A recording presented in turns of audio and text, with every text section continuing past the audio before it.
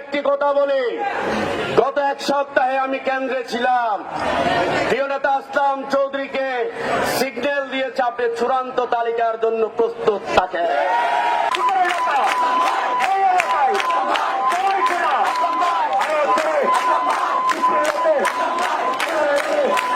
সুসংবাদ জানিয়ে দিই, আপনারা হয়তোবা মনের ভিতরে কোনো সন্দেহ বিসর্জন বা শোধন করছেন।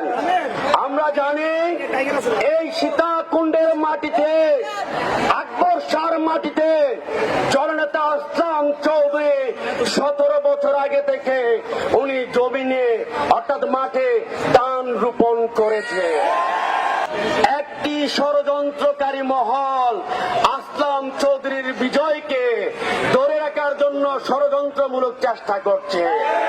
এই দিল্লিতে বসে সেই দিল্লি থেকে আরেকলে ফেরত আসা হবে না। আপনার আওয়ামী লীগ, যুবলীগ, স্বেচ্ছাসেবক লীগ যাদের নিষিদ্ধ করেছে তাদেরকে ঘর থেকেও নিষিদ্ধ করা হবে। আমাদের নেতা আসলাম চৌধুরীকে বিজয়ের মালা পরিয়ে আগামী সংসদ সদস্য করে মন্ত্রী পদমর্যাদায় এগিয়ে নিয়ে যাবে।